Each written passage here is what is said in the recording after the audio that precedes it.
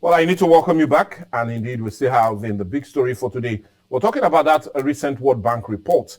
And, those reflections and tack being given to Nigeria as among one of the poorest nations in the world, irrespective of the huge resources we seem to have gotten over the years.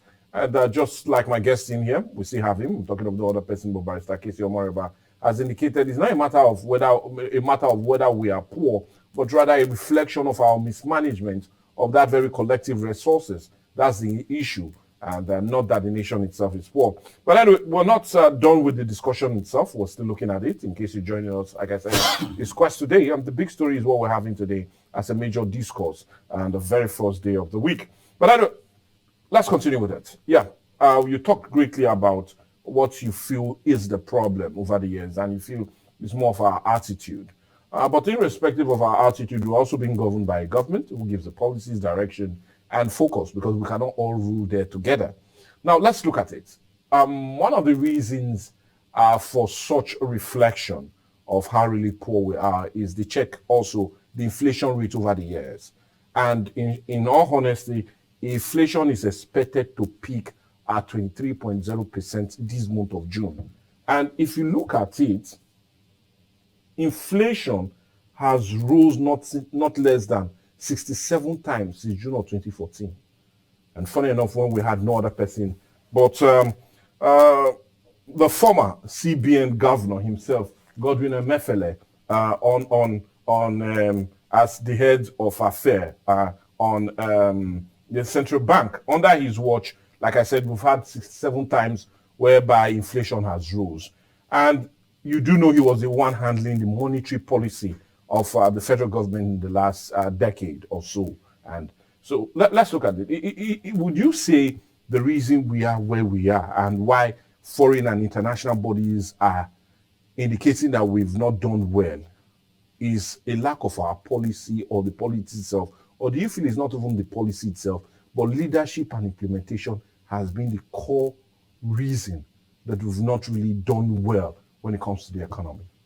Thank you. In 1999, when we use the word the second independence, when we were independent from the military, when we had a course of democracy, that government set up what we called orientation agencies.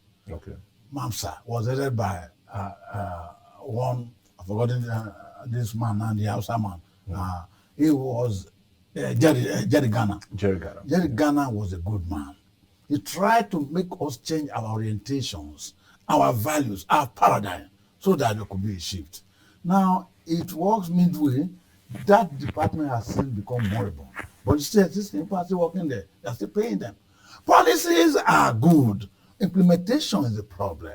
The people find it difficult to implement their policies. One, they could be alien to our own natural way of doing things. They could be very burdensome to our own culture and tradition.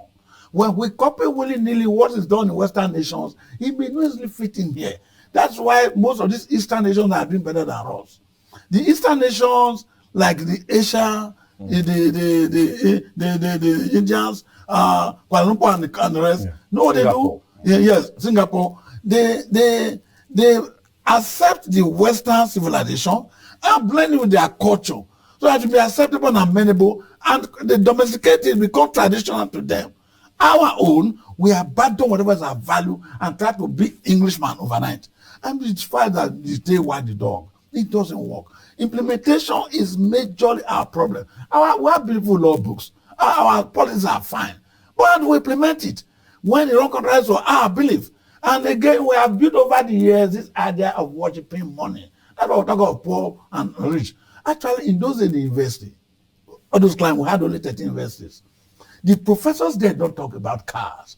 They just put on their old coat they brought from England, and that is what they go there teaching. They never went on strike. It is when we started having politics, people started going home to see that in a village meeting, a councillor passed a jeep and is talking and people are listening. When a doctor, a lawyer, or a vice chancellor is talking, they say, I better sit down now, mommy, they talk. That begins to change the values, the paradigm shift. And then people begin to think, oh, I could get money. That was the beginning of blocking the university, taking bribe from students to pass them, because we want to raise money at all costs. Nobody does this cares about what you have. We were contented with who we are, not what we are. So now, I was a lecturer in university. I left the environment because it was too toxic for me to remain. I cannot believe in the environment where everybody is always angry. The students are angry, lecturers are angry. A lecturer will walk over to us and say, you can't pass my course. You don't even know his name. You say you can't pass my course. What is the quarrel? You mean if you were my staff, I employ you in my private university to teach my students, and you top 50, only 3 pass your course, and you remain there, you return my salary and get out. But here, they can boldly come to us and say, you can't pass my course, only 3 of you passed last year. Go ask them. This is the paradigm shift. People are beginning to look at wealth as the main thing, with no more morality, no more justification. Now, in those days, if I bring ordinary Bible from my school home, my mother will ask me, this is not the one I gave you. Who has this one? I know we used to write our names, those people, and put it inside. If it's not my name, will first of all slap me and take me back to my teacher to look at the owner. These days, when we see people riding JLK, oh, my son, don't join them. We even pray, we go to need the doctor to make sure they are not caught. That's a problem. When we talk of the paradigm shift, we talk of the index of poverty, it is our value, merciful, and then government too do not even have the instrument to implement what they want us to do. You pass out the policy without anything on the ground. Let's take it for example now. We have passed the era of subsidy. Yeah. Okay, before you talk of removal of subsidy, did you think of costing the effect it will make on the people? We don't have been able to arrange the question first. We don't have been able to arrange what the fundamental effect so that people will not overreact. No, we just put the policy that is not implementable. You see, there's a quote called, dura les cogit ad impossibilia. You do not pronounce on what is impossible for people to obey. That's why people are outlaw. You pronounce a law that not even human can obey it. So when you have policies, you do not put in place how to implement it, the policy will fail.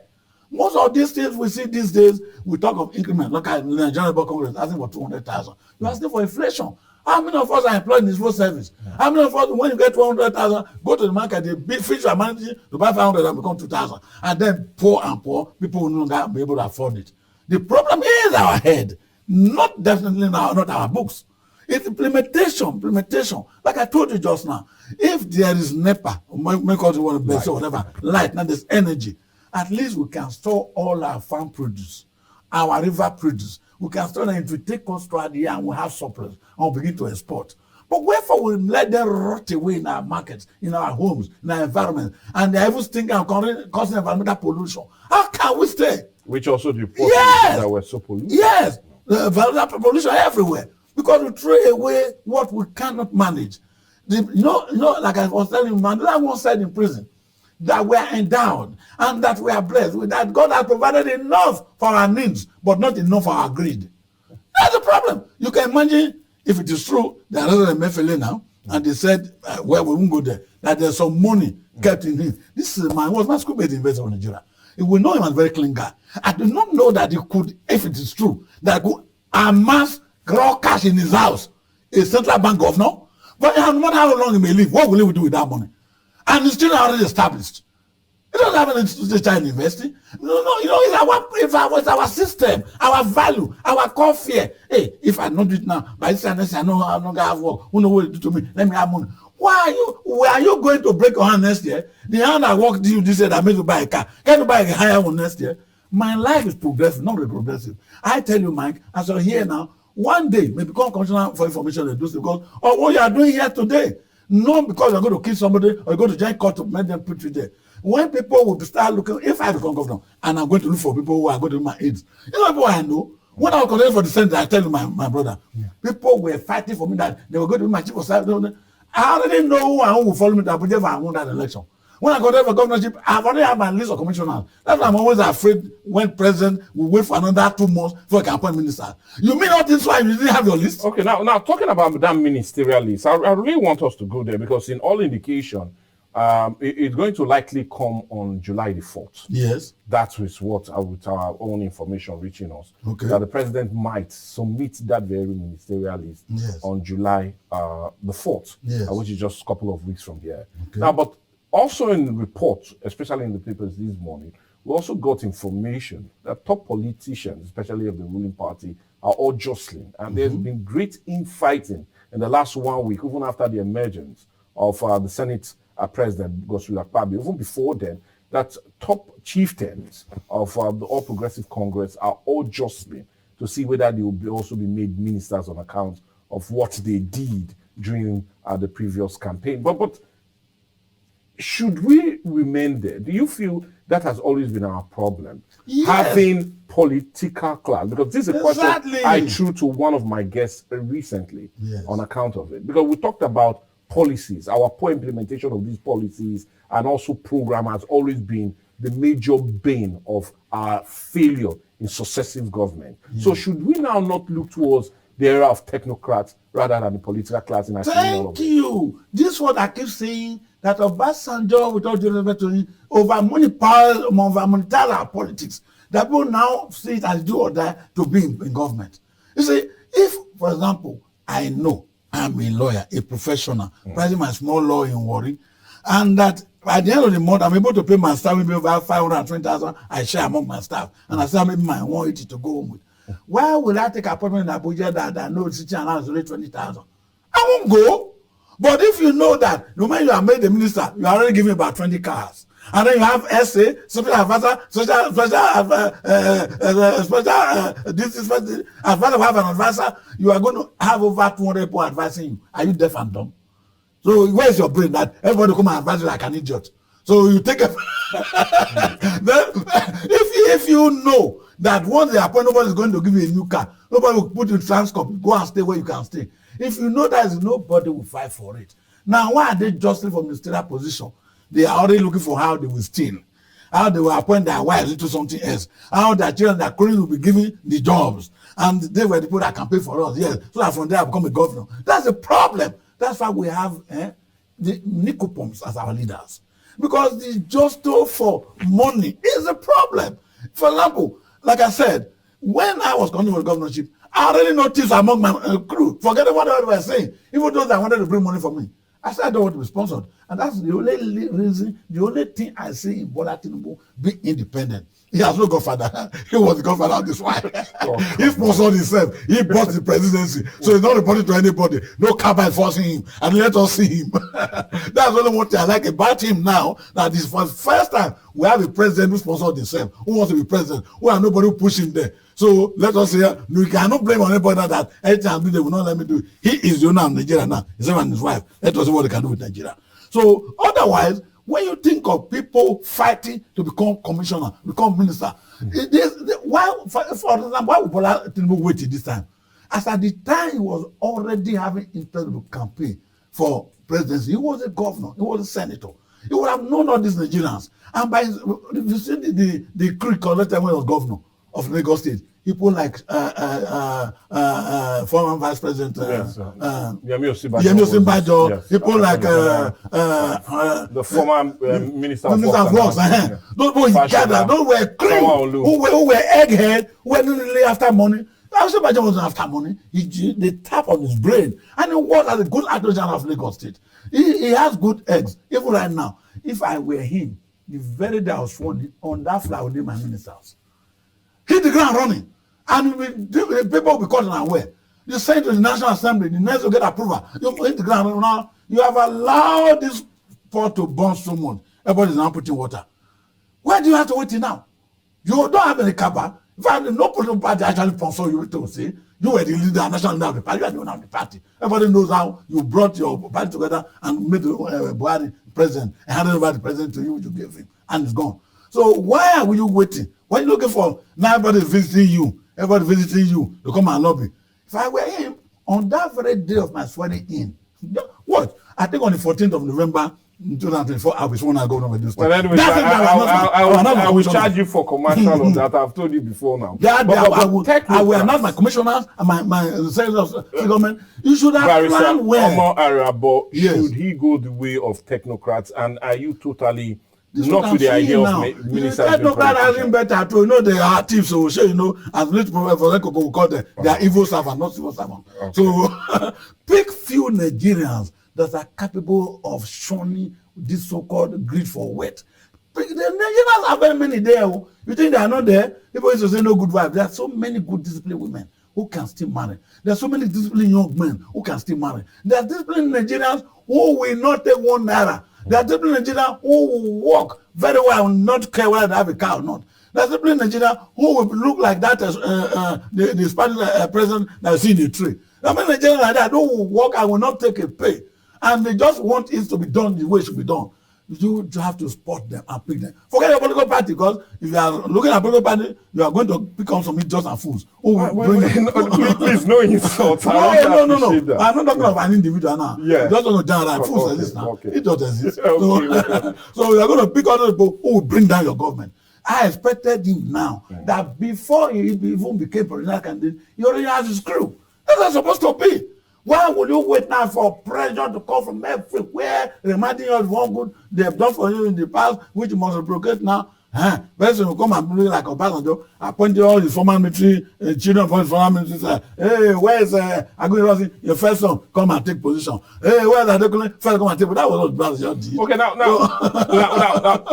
by Samuel Arabu, I know you're not an economist, but we also know you've always been... Every Nigerian an economist. Well, anyway, we know... I know I'm not a special one, yes. You're academia, you're not an economist, but you've always been a critic of government. And I want us to critically look at this. That's where my next question lies now. Because all we've been talking about, especially as we make mention of this topic today, we're talking about how really poor Nigerians are. And it is a problem, whether we agree or not. Yes. And many will say it's really getting worse, especially with the removal of the subsidy and the resultant effect of prices skyrocketing. Yes. That we know. And that's why I said in June, we're quite sure that our inflation rate will be at 23.4%. That for sure. We're quite certain of it. And but my question to you now, what do you feel, or which direction do you feel this government has to go to deal with this issue of poverty in the shortest possible time? Or is it not achievable in a very quick fix of 2 or 3 years? Easy. Or do you feel it really need to go within 1.5 years, my brother? So what direction? People believe that when you are an outside spectator, you see the leg, but if the wrestler does not see the leg to catch, it's a lie. Prudent wrestler will see the leg go. When you watch it now, for example, that very day, my brother, my president removed subsidy, that day would have given a matching order for all the fans to work within 1 month. They will run and work. The sabotage will run. The body language show that if you don't work, they will remove you, put you in jail. It's not a matter of picking the guy in the FCC and governor and put them in jail. No. It's the very first he has given ultimatum, all the finance country must work within 1 month. If there's no result, you all have to come and count. They will start on the task cutter. The finance will start producing now. That's the first, and when the refineries start working, there'll be contractors supplying, then there'll be employment. So contractors, all the services will be going on. The country will start to grow. But when you join them again, you are celebrating 1 man building a refinery. 1 man can build, what you government cannot build. I keep saying it. Why would governors, why would local government chairman even build a refinery in that area? And buy the crude and refine. I don't get it. To solve this problem of poverty and unemployment is so easy if there's a will. Where there's a will, there's a way. It's those who make peaceful change impossible, make violent change inevitable. So one day this country the refinery, for you, the refinery is one way. Any other direction? Yes. Another direction is this. Please, make power work. Everybody can now do their own. Private businessmen. If I know there's 24 constant light, why will my orange rot away in the market? Why will my mango rot up in the market? Why will the chicken address in the poultry rush the market when I have freezer to put in and there's constant light? That's the problem. And then production will continue. It is constant energy. The small generator I buy, if it is knocked, I cannot get the good service, always buy generator, buy fuel, buy oil, there'll be problem. And then when you buy those things, this machine, individual will be redundant. Yeah. If I know that there's 24-hour light, the student in school will remain there. They won't go to the street to do prostitution or to go and hook up. The young man will not be looking for second God. They'll be too busy in the lab. That is the truth. When you are not comfortable with where you are, the natural habitat makes you move away from that environment. Even animals cannot stay in the environment that's hostile. How do we think we have migration every day from here to Dubai, from here to Sudan? Everybody is living in Nigeria. Is it a coastland? No, we have no resources management. If we have just light, just energy, you will see that we may not even work here.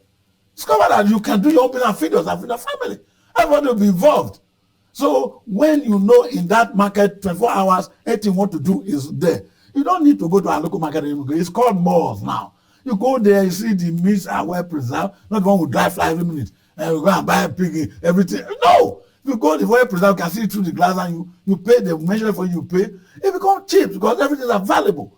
That is the number two. There's so many other things the government can do. Like I said, if you have a farm, as we used to have Warake farm just in Edo State, as we used to have other farms, if it's just a rice farm, why do we need to go to Ekpoma and cut rice and bring it to Iruekman or to Opoji before we can mill it? Inside that rice farm, there will be a rice mill.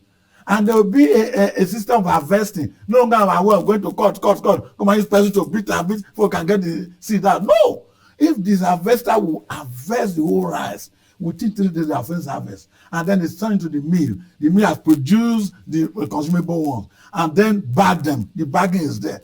The farmer, you bought the whole product from him. He's not interested in harvesting. Then the harvester harvests and then sell. So all you are saying is fix our power and the way we feed ourselves and everything will work. Yes. Once there's infrastructure, once there's power, once there's everything. Like there's a refinery one thing. What the country have no oil? Must we be building a refinery? All the country have no oil. We are not serious.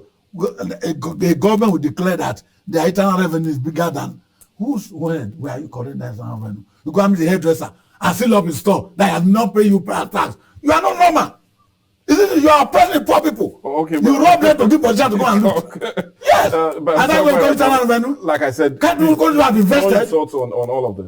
We know we've managed our time, and we definitely would say thank you so much. I'm talking of no other person but Barrister Kisi Omorabo for staying put and also adding his voice to this very issue being raised by the World Bank just during the weekend. Nigeria still remains among the top 3 poor nations in the world, and undermining you beg to differ from that very assessment from the World Bank. But also, in all indication, just like they said, resources have not been properly managed, and you agree with that. But all the same, we thank you so much for your time. And like as usual, anytime we call upon you, we really appreciate if you can really give us that order. I'm grateful, Nigeria, for your appreciation. I'm grateful. Well, anyway, for me, I'll also say I'm truly grateful for you guys always being with us. Quest today, making it your number one tonic every lovely morning. The reports and all the ratings we get, we truly would say we appreciate all of that.